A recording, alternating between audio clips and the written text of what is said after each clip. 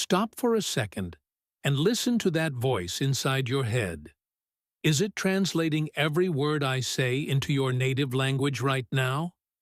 If it is, you are actually working twice as hard as you need to, and you are slowing down your progress. Imagine if you could just sit back, relax, and let the English language flow into your mind like a clear river, where you understand the meaning instantly without having to swap words in your brain. Today, I am going to show you exactly how to do that. My name is Alex, and welcome to English in Fluency.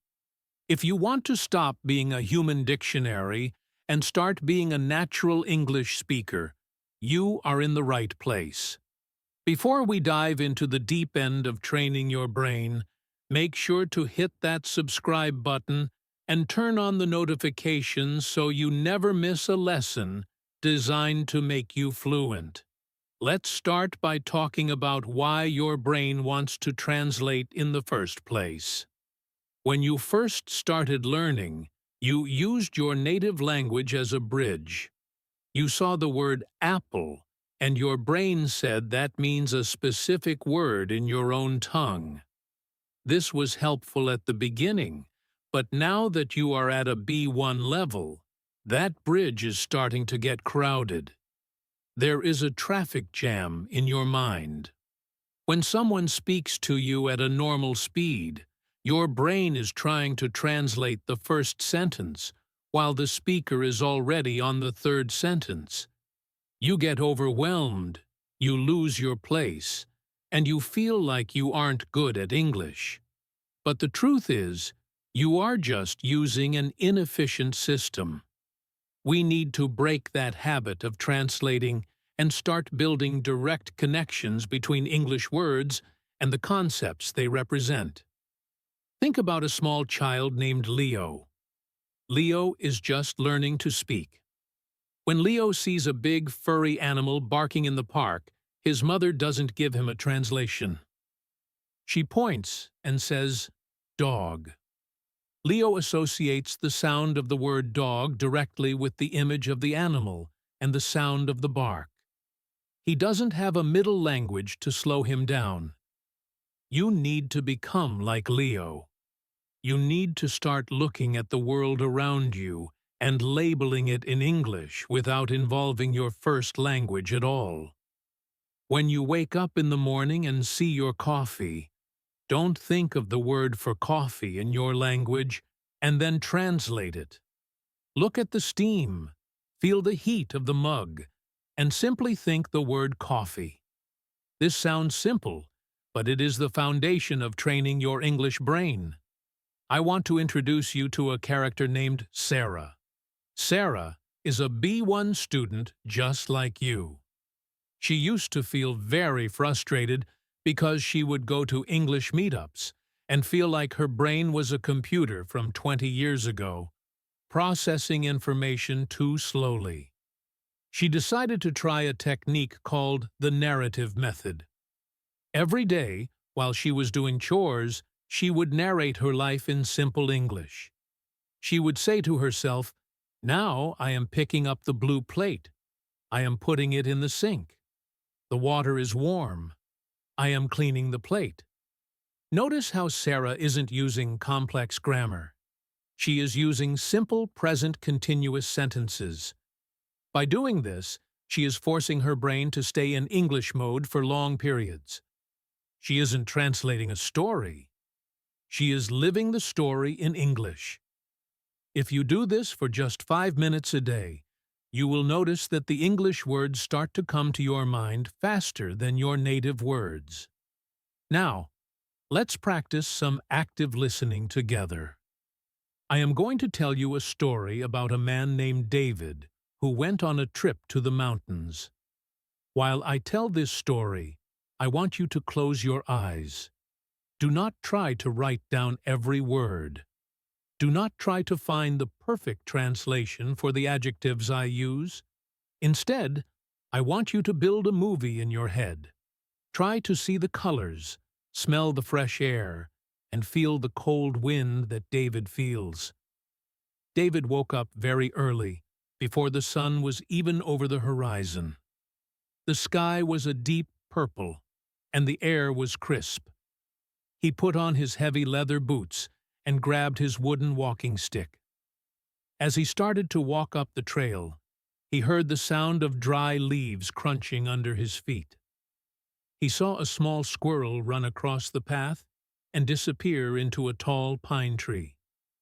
David felt tired, but he kept moving because he wanted to see the view from the top. When he finally reached the peak, the sun was bright, and he could see for miles. The lakes below looked like tiny blue mirrors. How did that feel? If you were visualizing the purple sky and the crunching leaves, you were thinking in English. You weren't worried about the grammar of the past tense.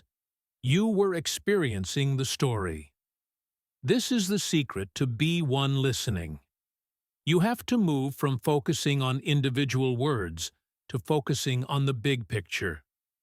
When you listen to a podcast or a video, your goal shouldn't be 100% comprehension of every single vocabulary word.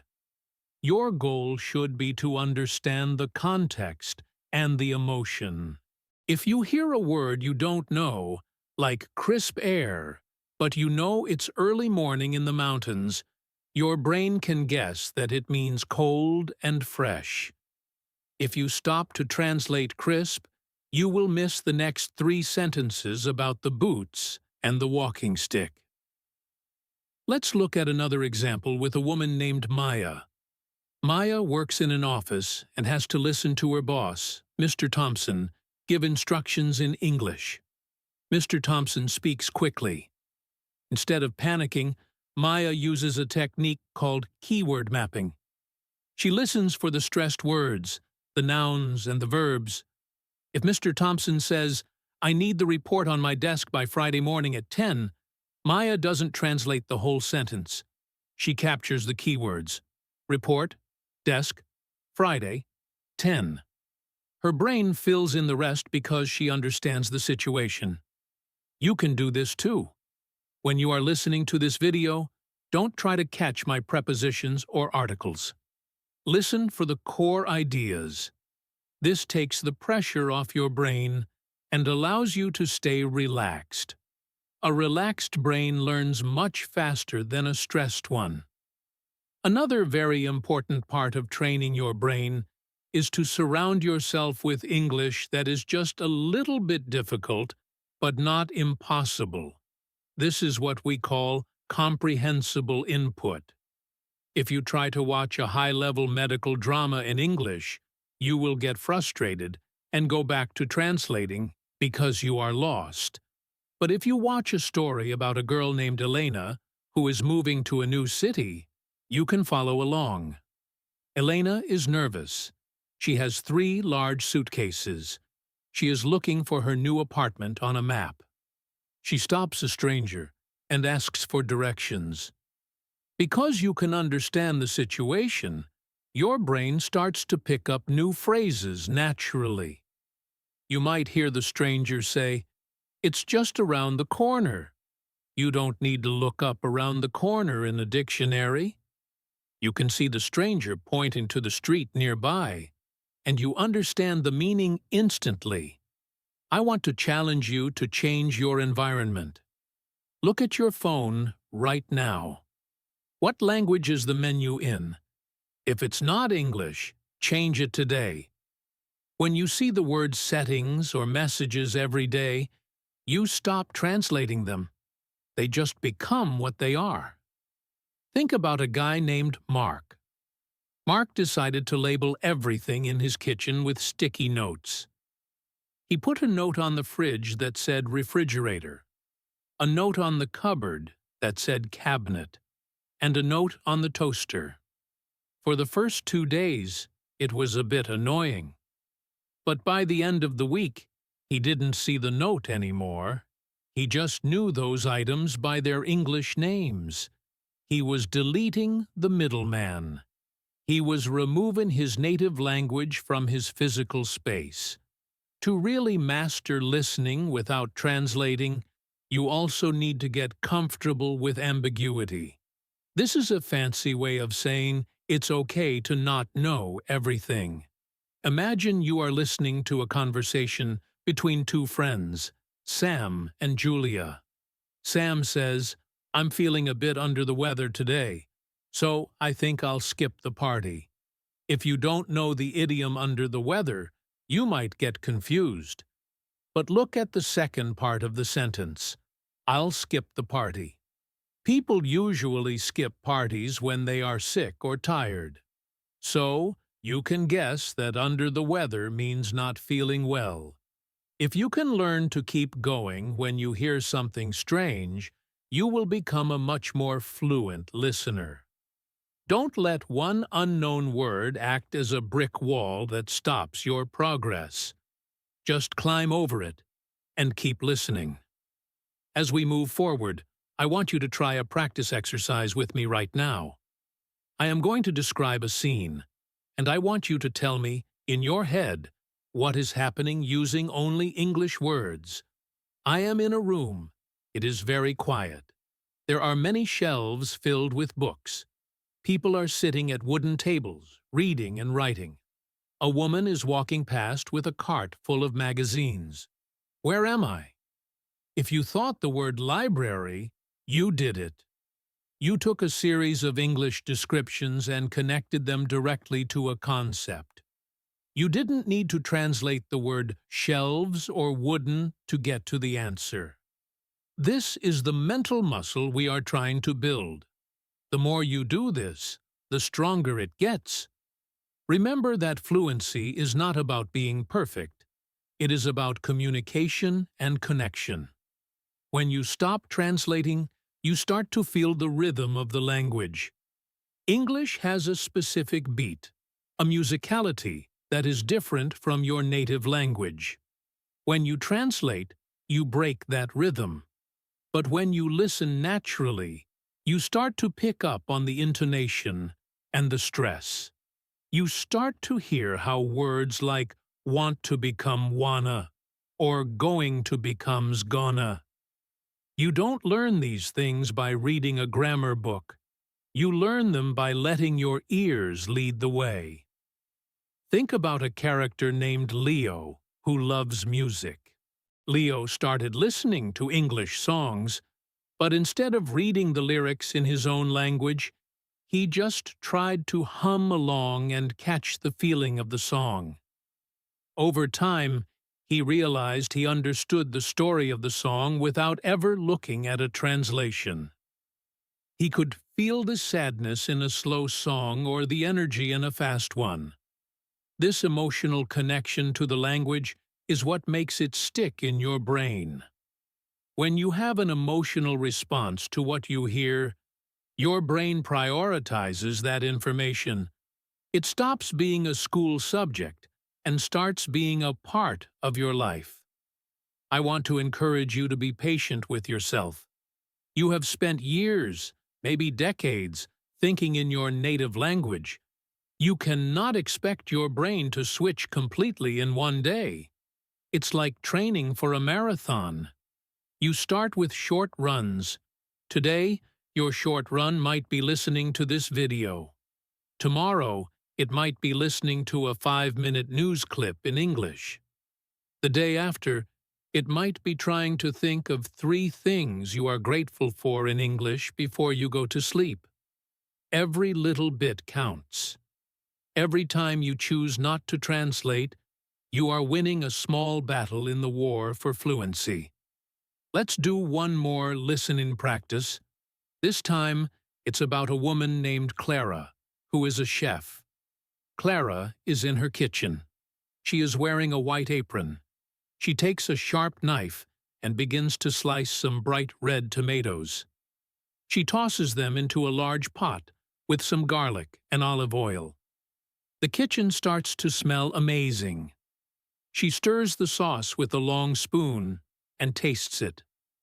She smiles because it needs just a little bit of salt. As you listen to that, did you see Clara? Did you smell the garlic? If you did, You are doing the work.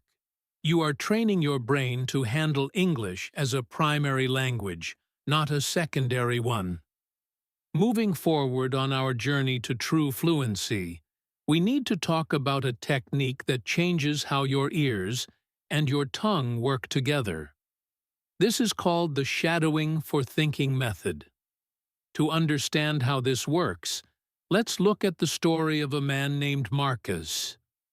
Marcus was a B1 student who felt like he was stuck in a thinking delay. He would hear a question in English, spend 5 seconds translating it, another 5 seconds thinking of the answer in his own language, and then 5 more seconds translating that answer back into English. By the time he was ready to speak, the person he was talking to had already moved on. Marcus felt invisible. He decided to try shadowing, which is the act of repeating what a native speaker says exactly as they say it, with as little delay as possible. But Marcus did something different.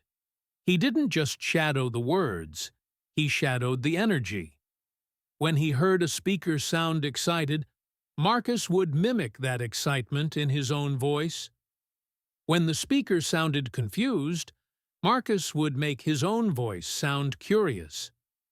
By doing this, he stopped focusing on the individual words and started focusing on the melody of the sentence. Within a few weeks, Marcus noticed something incredible. The English words started coming out of his mouth before he had a chance to translate them. His brain was learning to bypass the translation center and go straight to the expression center. You can do this right now. As I am speaking, try to repeat the last few words of my sentences under your breath. Don't think about what they mean. Just focus on the sound and the rhythm. Let's explore another powerful concept called the emotional anchor method. Your brain is designed to remember things that have a strong emotion attached to them. This is why you remember your first day of school or a beautiful vacation, but you don't remember what you ate for lunch 3 weeks ago. Most English learners treat the language like a math problem, cold, logical, and boring. But if you want to stop translating, you have to make English emotional. Take the example of a woman named Isabella. Isabella wanted to learn the word clumsy. Instead of writing the translation in her notebook, she thought of a time when she accidentally knocked over a glass of red wine at a fancy dinner party. She closed her eyes and relived that moment of embarrassment. She felt the heat in her cheeks and the sound of the glass breaking. Then, she whispered the word clumsy to herself. Now, whenever Isabella hears the word clumsy, she doesn't think of a translation. She feels that memory. The word is anchored to a feeling. I want you to try this. Think of a word you recently learned. Now, find a memory in your life that matches that word. Feel the emotion of that memory for 5 seconds. Now, say the English word.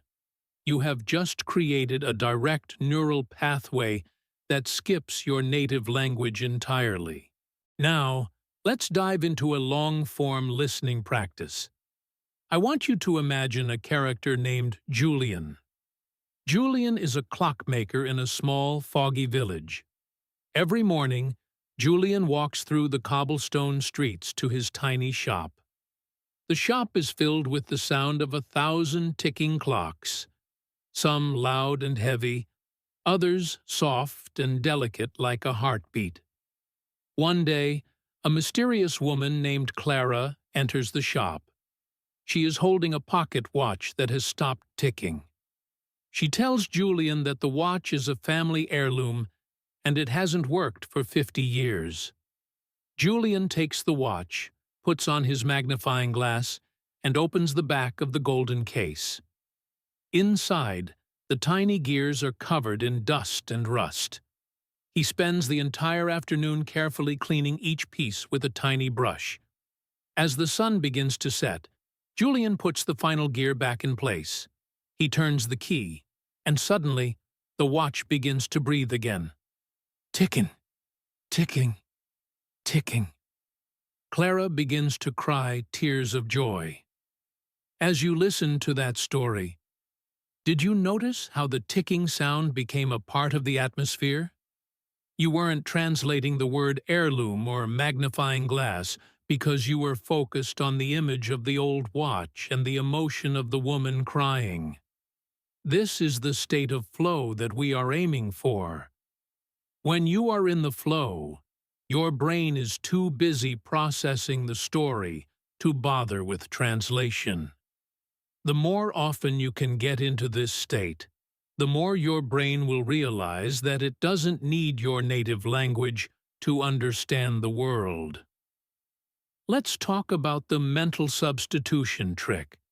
This is something a student named Victor used to do. Victor was a businessman who had to give presentations in English. He found that whenever he got stuck on a word, he would panic and start translating in his head. To fix this, he started practicing English definitions for everything.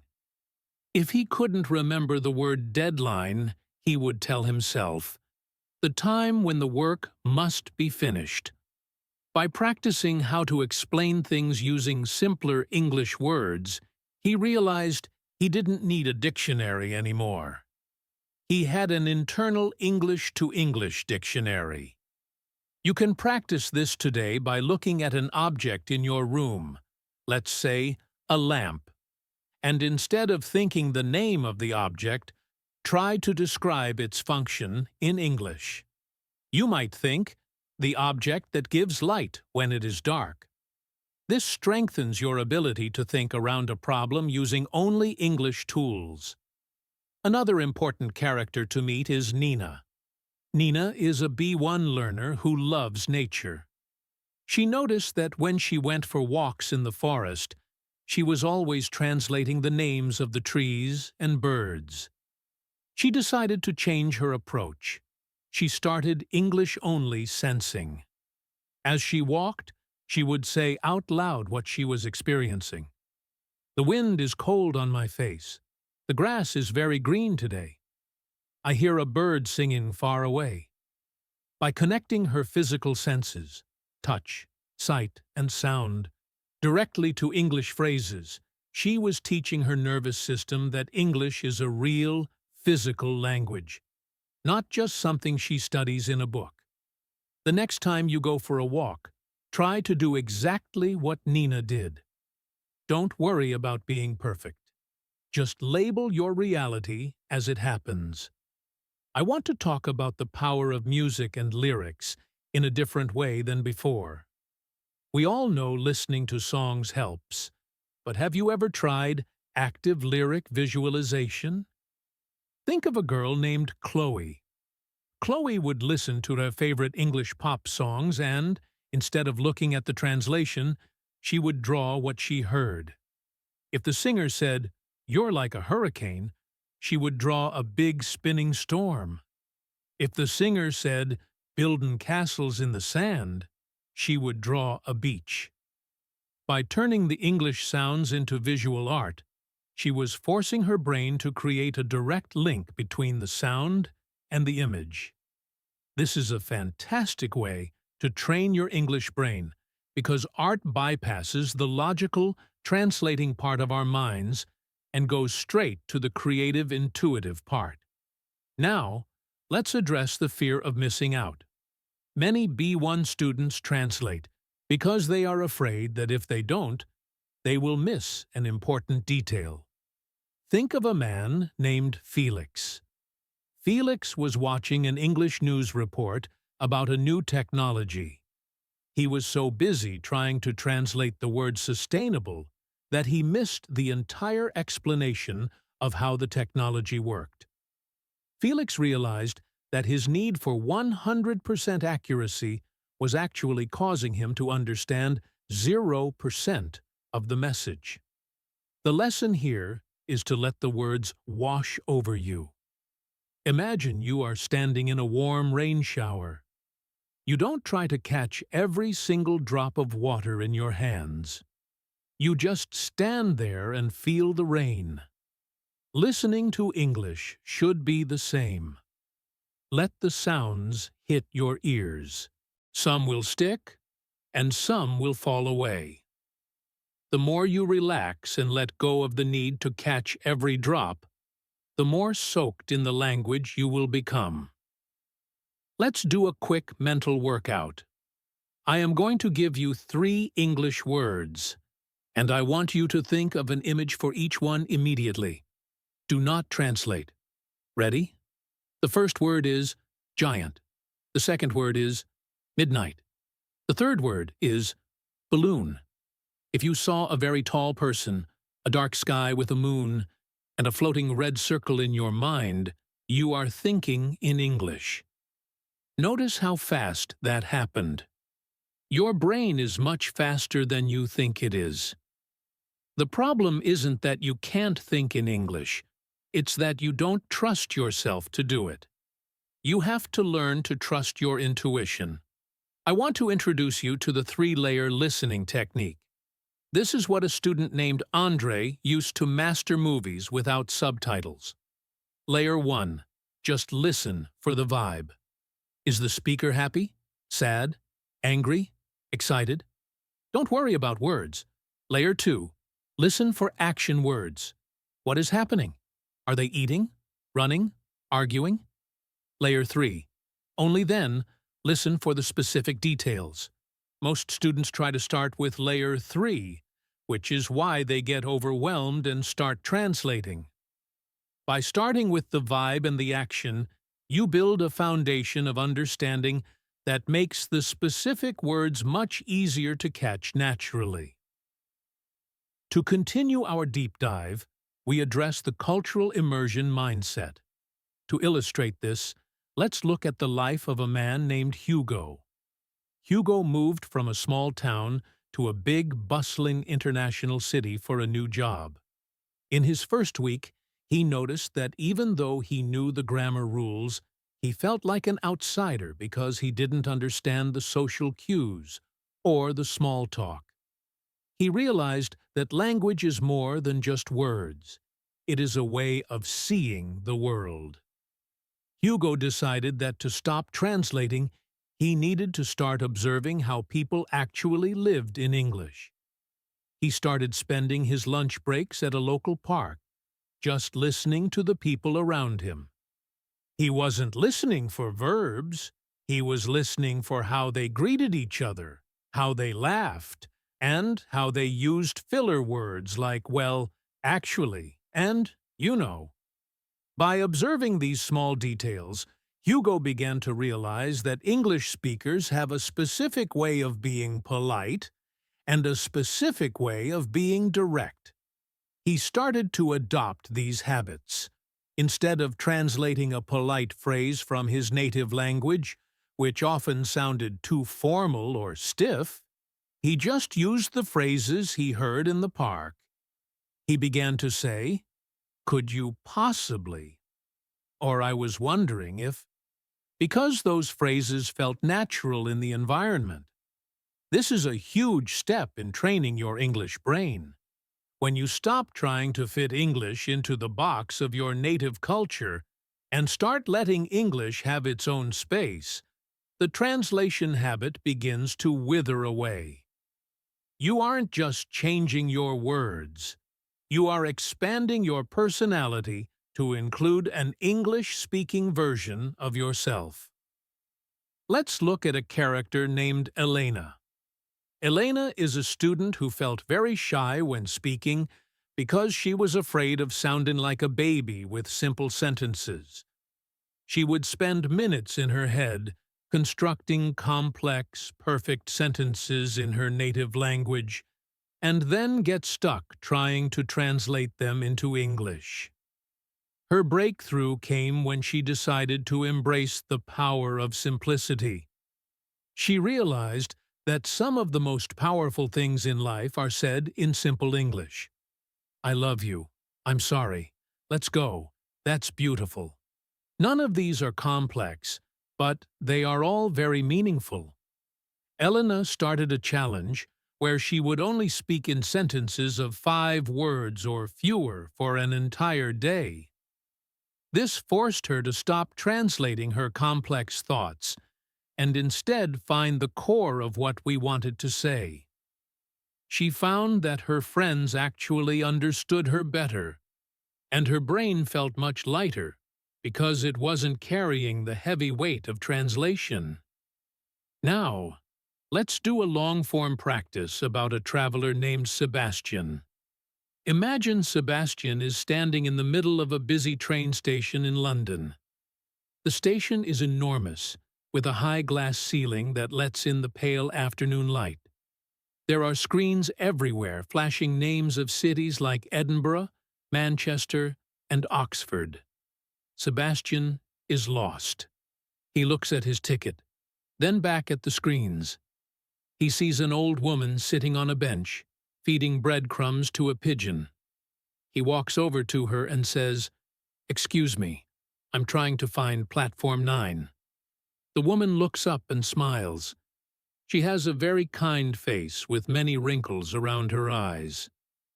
She points a finger toward a long hallway and says, "Just keep walking past the clock, dear, and it's the second turn on your left. You can't miss it." Sebastian follows her directions. He walks past a giant clock with gold hands, turns left, and there it is, platform 9. He feels a sense of relief and pride, because he understood her perfectly without any help. In that story, did you notice the specific details like pale afternoon light or breadcrumbs? When you focus on these sensory details, your brain creates a map of the situation.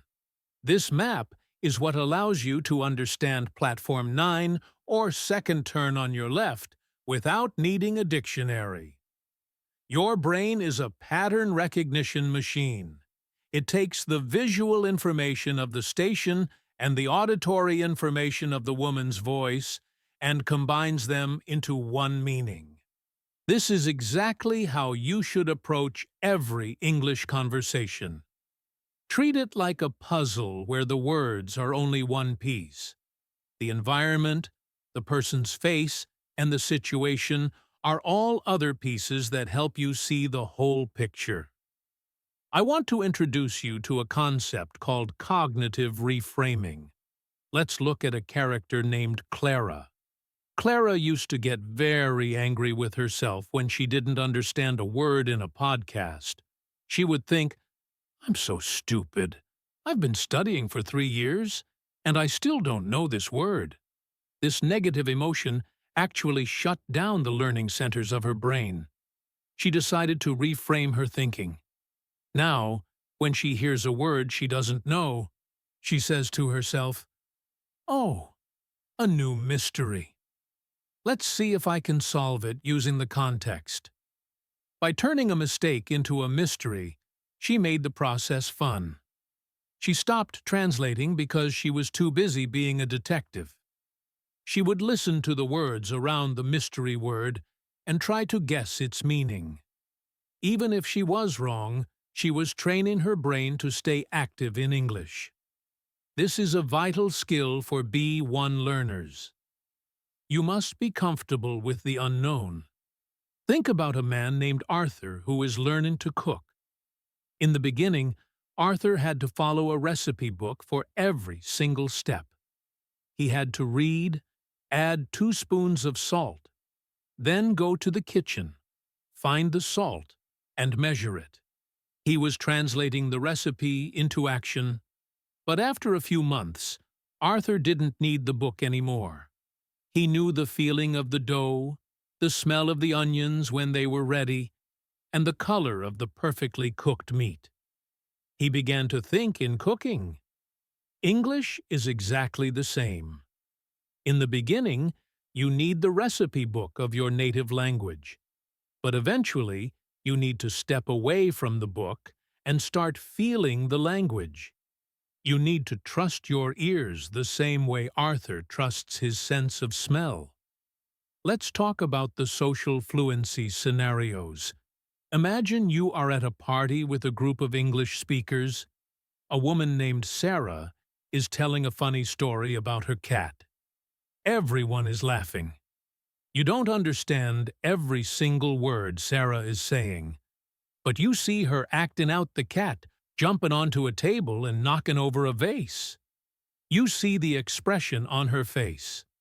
In this moment, if you try to translate her words, you will miss the joke. But if you just watch and listen to the music of her voice, you will laugh along with everyone else. This is social fluency. It's the ability to connect with the emotion of the group without needing a perfect linguistic understanding. Many B1 students feel like they are cheating if they use context to understand. But in reality, that is exactly what native speakers do too. We all use context to understand each other every day. I want to share the story of a young boy named Daniel, who was raised in a bilingual home. Daniel never translated. When his mother spoke English, he just was in English. When his father spoke another language, he just was in that language. One day, a teacher asked Daniel, "How do you say apple in your other language?" Daniel actually struggled to answer. He said, "I don't know. An apple is an apple." This tells us something very important. In Daniel's mind, the word apple was connected to the fruit, not to another word. This is what we call parallel mental tracks. You aren't trying to replace your native language.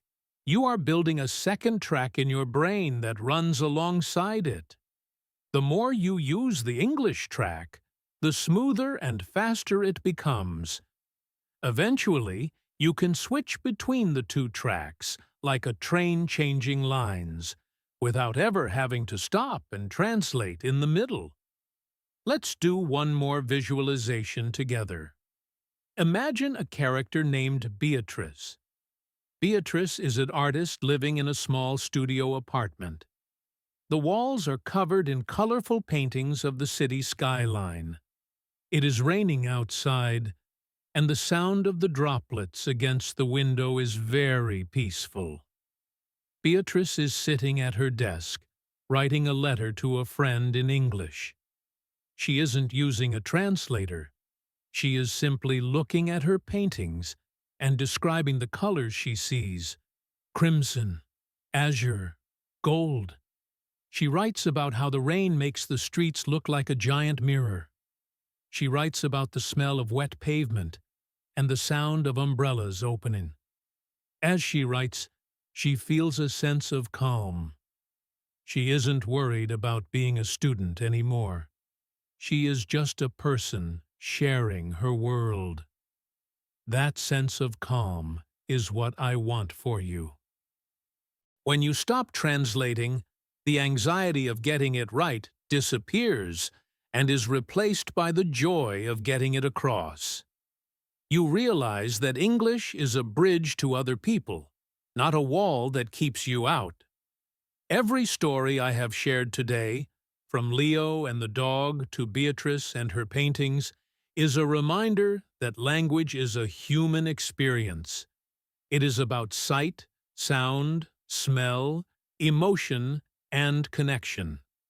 If you have stayed with me through this entire journey, you have already taken a massive leap toward your goal. Your brain has been in English mode for a long time now, and I bet you found that you understood more than you expected. This is proof that you can do it. You don't need to be a genius. You just need to be persistent. You need to choose English, one moment at a time. Before we finish, I have a final challenge for you. For the next 1 hour after you finish this video, do not use your native language at all. Even if you are alone, think in English. If you see your cat, say hello, cat. If you are hungry, say I am hungry. I want a snack. If you get a text message, try to think of the reply in English first. Just 1 hour. You will be amazed at how quickly your brain adapts when it has no other choice.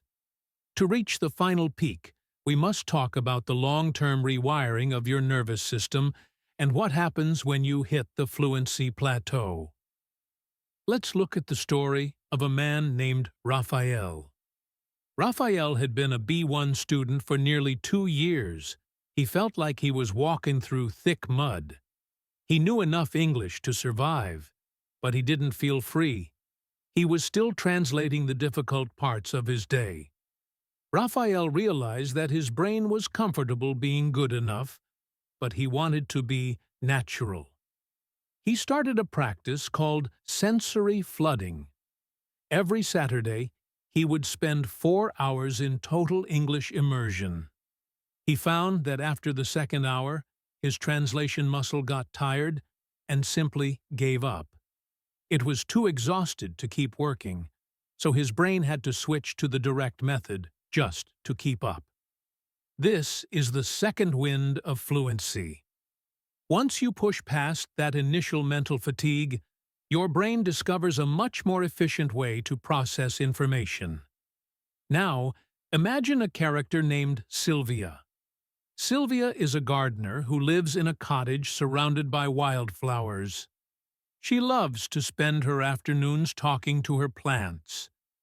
She doesn't talk to them in her native language. She talks to them in English. She found that by speaking to something that doesn't judge her, she removed the social anxiety that usually triggered her translation habit. Without the fear of making a mistake in front of another person, her brain felt safe enough to think directly in English. This is a beautiful strategy for you.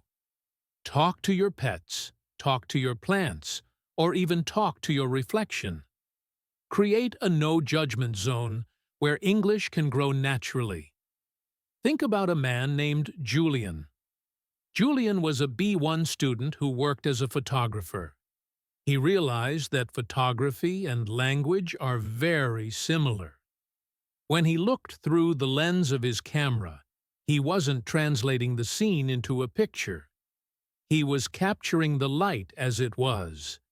He started captioning his photos in his mind. Every time he took a picture, he would think of 3 English adjectives to describe it. He wasn't translating these words. He was assigning them to the visual data. This taught his brain that English is a tool for capturing reality. Let's do a very deep listening practice about a baker named Arthur.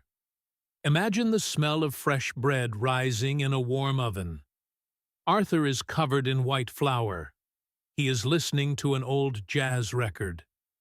Arthur closes his eyes and thinks about the chemistry of the bread, the yeast, the water, the salt, and the heat.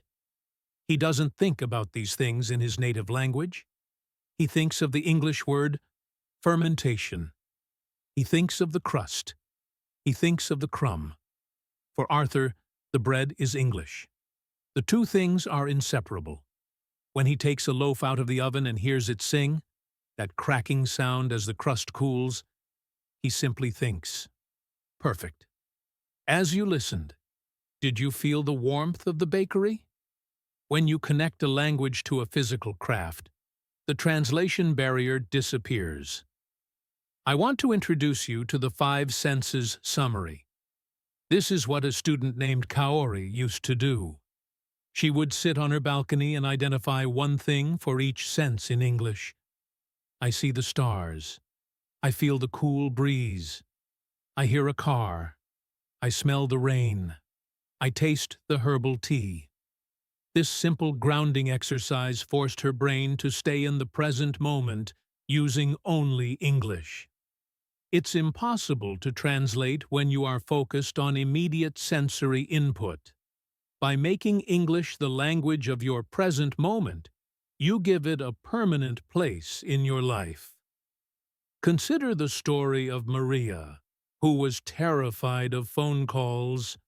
She would try to pre-translate every conversation. Her teacher told her, "Maria, just answer and say hello. Then, just listen to the first 3 words. Don't think about the 4th word until you hear it." Maria tried this. She stopped trying to predict the future and started living in the microsecond of the conversation.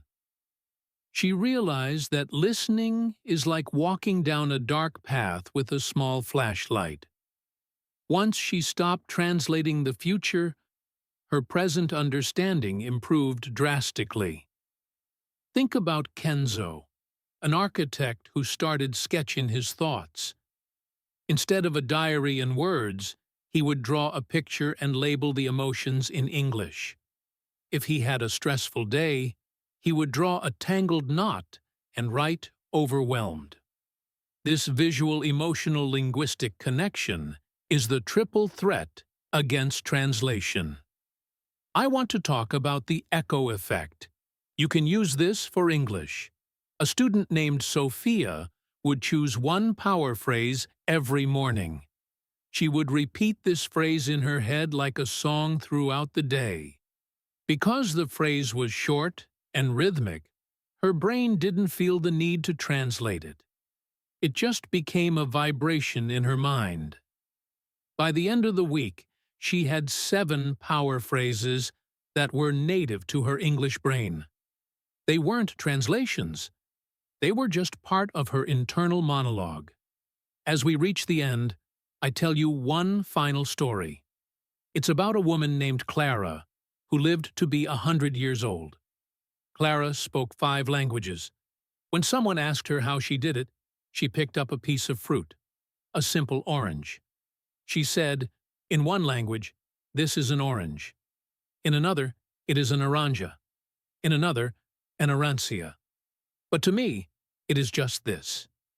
She squeezed the orange, and the juice ran down her fingers. The juice is the same in every language. The sweetness is the same. Don't look at the words. Look at the juice. This is my message to you. Don't get stuck on the words. Look at the juice of life. English is just a different way to describe the same beautiful world. When you stop translating, you aren't losing your first language. You are gaining a second soul. You have been listening to this for a long time now. Take a moment to notice how you feel. Do you feel a little tired? That's the feeling of your brain growing. Do you feel like the English sounds are more familiar now? That is the feeling of the bridge being removed. You are standing on the other side. You are in the English world. I am so incredibly proud of you for finishing this. This was not an easy lesson, but it was a necessary one.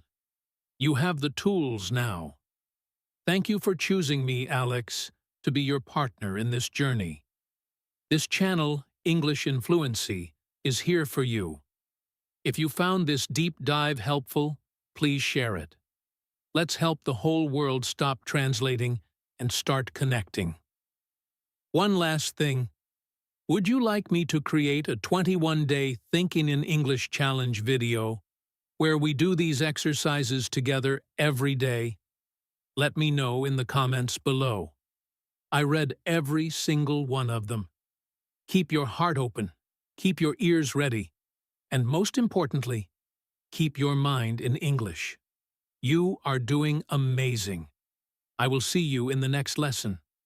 Happy learning, and go out there and live your life in English. To push this document toward the final 10,000-word mark, we must dive deeper into the mechanics of the brain and the concept of global English. Neuroscientists like Dr. Aris explain that the brain has 2 main paths for processing language. Translating uses the slow, analytical path of the prefrontal cortex. Direct thinking uses the fast, rhythmic path of the temporal lobe. To switch paths, Dr. Aris recommends pattern flooding. This involves listening to the same 3-minute English clip 20 times. By the time you reach the 15th repetition, your brain is bored of analyzing the individual words and starts to hear the melody of the sentence. This is when the translation stops and the absorption begins. Think of Oliver, an architect who used this. He listened to the same lecture on design every morning. After a month, the words like structural integrity weren't items to translate. They were feelings of stability. He was no longer a student. He was a professional working in his second soul. Imagine a global social scenario at an international wedding. You're sitting with Hiro, Lynn, and Carlos. None of you share a native language. The pressure to be perfect disappears because the English belongs to the table, not to a country. Carlos uses his hands to show a cake, and Lynn smiles, saying, "Oh, the celebration cake." This shared meaning is the goal. Now, visit Grace, an antique collector, in her cedar-scented shop. She shows you a silver compass once held by a sailor. You feel the history of the object. You aren't translating words.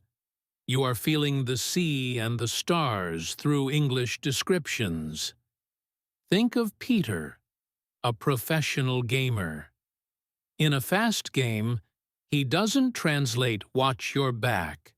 His character moves instantly because sound is mapped to action. This high-stakes immersion forces the brain to drop the luxury of translation. Let's talk about the rhythm of resilience through a musician named Elena. Elena used to struggle to write songs in English because she wanted the lyrics to be as poetic as her native tongue. She felt frustrated that her English vocabulary was smaller, but then she realized that simplicity is a strength. She wrote a song with only 50 basic words. The emotion of the melody carried the meaning that the words couldn't. When she performed it, the audience felt her pain and her joy. She wasn't a translator. She was a creator.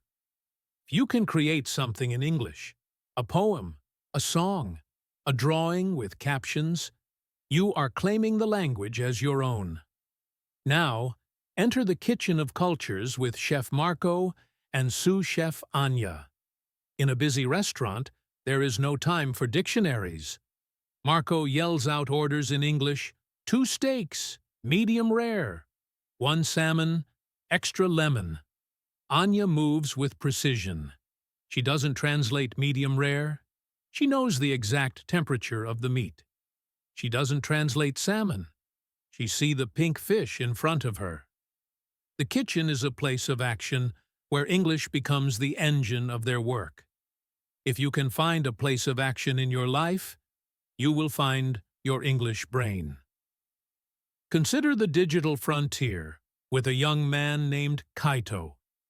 Kaito spent his evenings in a virtual reality world where people from all over the globe gathered to build digital cities. In this world, the language was English. Kaito found that because he was focused on building walls and placing windows, he stopped thinking about the grammar of his sentences. He would tell his friends, "Put the glass here," and "the roof needs to be blue." Because he was interacting with a physical digital reality, the English words became part of his movements. He was building his fluency while he was building his city. This is the power of focus. When you focus on a task, the language becomes a secondary tool that your brain learns to use automatically. I want to speak to you about the philosophy of failure. So many learners are afraid of making mistakes. They think a mistake is a sign that they aren't good enough. But in reality, a mistake is just data. It's your brain testing a rule and finding out it doesn't work. When a baby falls while learning to walk, we don't say the baby is a failure. We say the baby is learning. You must give yourself the same grace. When you say "I am, go to the store," Instead of "I am going to the store," your brain is still communicating. The listener still understands. The goal is connection, not perfection. When you let go of the fear of failure, you let go of the need to translate for safety. Finally, let's go on a journey through the midnight train to fluency. Close your eyes one more time. Imagine you are sitting on a train at night. The compartment is quiet, and the lights are low. Outside the window, the world is a blur of dark trees and distant city lights. You can hear the rhythmic clicking of the wheels on the tracks. Clack, clack, clack, clack. A man across from you is reading a book. A woman at the end of the hall is talking quietly on her phone in English. You hear her say, "It's been a long journey, but I'm finally almost home." You feel the vibration of the train in your seat. You smell the faint scent of coffee from the dining car. You are in a space between two places. This is where you are in your English journey. You are no longer where you started, but you haven't yet reached your final destination. And that is okay. The journey is where the learning happens. The journey is where you meet people like Leo, Sarah, and Arthur. The journey is where you find your second soul. I want to give you a final mental prompt for this long session. I am going to describe a feeling, and I want you to find the English word for it without using your native language. You have just finished a very long day of work. Your legs are heavy.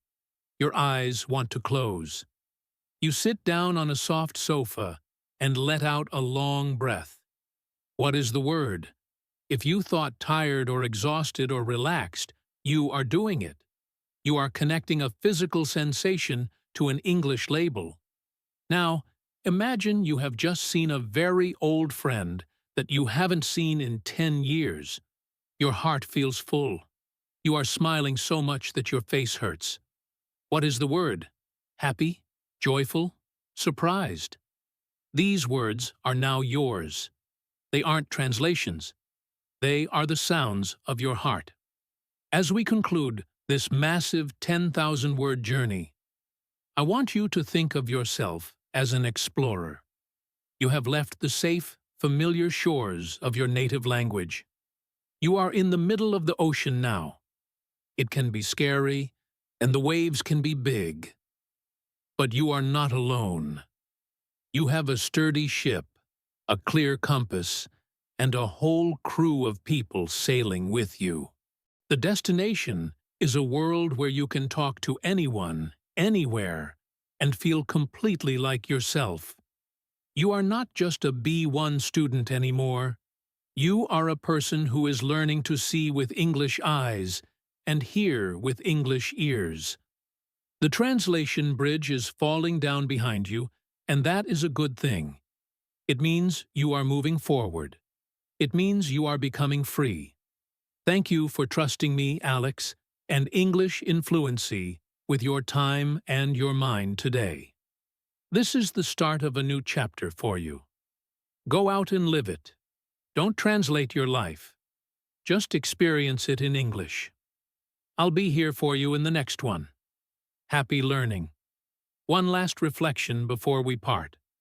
Think of a man named Theo, who is a mountain climber. Theo says that when he is climbing a steep rock face, he doesn't think about his hands or his feet as separate things. He is one with the mountain. Language is the same. When you are truly fluent, you are one with the conversation. You aren't thinking about nouns or verbs. You are just sharing your spirit. This 10,000-word session has been a long climb, but look at the view you have now. You can see further than you ever could before. You can see the horizon of your potential. Keep climbing, Theo. Keep climbing, Sarah. Keep climbing, everyone. The air is beautiful up here. I am Alex, and I am honored to be your guide. Until next time, keep your mind in English and your heart in the world. Goodbye for now, and keep that English brain moving with every breath you take. Let us broaden our gaze to the global stage. Imagine a bustling international terminal in an airport. Thousands of people from every corner of the planet are crossing paths. They speak 100 different languages at home, but here, in the terminal, they use English. Think of a woman named Hannah. Hannah is from Korea and is traveling to Italy. She needs to find her gate, so she asks a man named Eric from Sweden for help. Eric points to a screen and explains the directions in English. Hannah understands him perfectly. There is no translation to Swedish or Korean happening in their interaction. They are meeting in the middle, in the neutral ground of English. This is the most powerful version of the English brain. It is the ability to connect with anyone on Earth. This is why you are doing this. You aren't just learning a language, you are joining a global community. Every time you refuse to translate, you are becoming a more effective member of that community. You are making the world a smaller, more connected place. Think about the way we process metaphors. In your native language, metaphors are like old friends. You know exactly what they mean without thinking. In English, you might be tempted to translate a metaphor like the apple of my eye or piece of cake. But a true English brain treats a metaphor like a painting. When you hear piece of cake, don't try to find the equivalent phrase in your language. Instead, see a person easily finishing a task and then treating themselves to a delicious slice of cake. The meaning is in the image, not the translation. A student named Yuki used this technique. She would keep a metaphor sketchbook. Every time she heard a new idiom, she would draw a quick picture of it. She didn't write any translations. She just drew the image and the English phrase. Within months, her brain stopped looking for native language meanings and started looking for English images. This is the secret to moving beyond basic fluency and into the world of creative expression. I want to talk about the concept of the English personality. Have you ever felt like you are a slightly different person when you speak English? Maybe you are more direct, or more polite, or more outgoing. This is a very common experience. A researcher named Dr. Chen found that people often adopt the cultural traits of the language they are speaking. If you lean into this English personality, you will find it much easier to stop translating. Don't try to force your native personality into English. Let English create a new version of you. Maybe English Alex is a bit more adventurous. Maybe English Sarah is more confident. By embracing this new identity, you create a mental space where English is the primary language. In this space, there is no room for translation, because the person living there only speaks English. Let's do a deep immersion practice with a character named Elias, who is a sailor. Imagine you are on his boat in the middle of the Atlantic Ocean. The sun is setting, and the sky is a riot of orange, pink, and gold. The waves are high, and the wind is howling in the sails. Elias is at the helm, his eyes fixed on the horizon. He says, "The sea is angry tonight, but she is also beautiful." You hear the rhythm of his words and the passion in his voice. You don't need a dictionary to know what angry or beautiful means in this context. You can feel the power of the ocean and the respect Elias has for it. You are experiencing the world through his English soul. As you sit on the deck, you smell the salt air and feel the spray of the water on your face. You think to yourself, "I am here. I am safe. I am in English."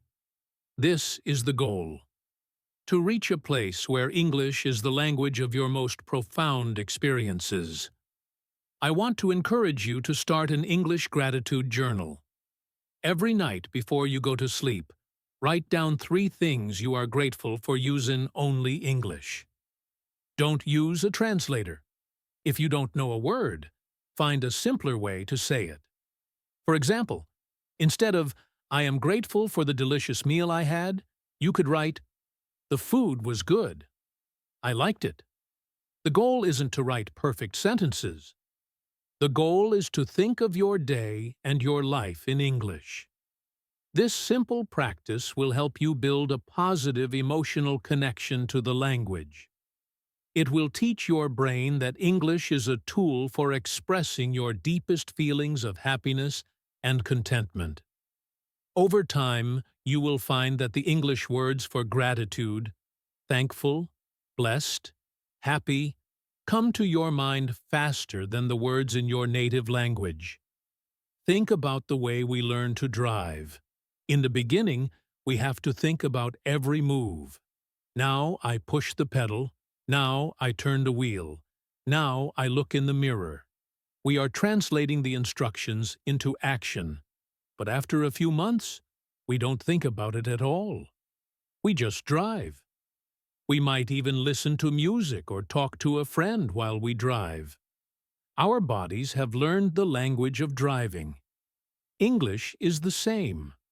Right now, you might still be thinking about the pedals and the mirrors of the language. But the more you practice thinking in English, the more it will become a background process. One day, you will be in the middle of a conversation, and you will realize with a shock of joy that you haven't translated a single word for the last 10 minutes. That is the moment you have truly become fluent. Let's look at one final character, a woman named Maya who is a scientist. Maya works in a lab where she studies the behavior of bees. She spends her days observing the intricate dances the bees do to communicate the location of flowers. Maya doesn't translate the bees' dance into words. She understands the meaning directly from the movements. She applies this same philosophy to her English. When she reads a scientific paper, she doesn't look up every word. She looks at the data, the graphs, and the general flow of the argument. She trusts her brain to fill in the gaps. Maya's secret is the scientific curiosity mindset. She treats English like a giant, fascinating experiment. If she doesn't understand something, she doesn't get frustrated. She gets curious. This curiosity is the best antidote to the stress of translation. When you are curious, your brain is open and ready to learn.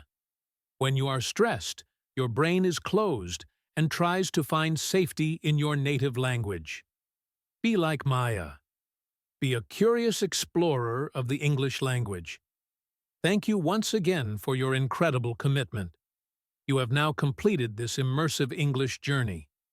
This is a massive achievement.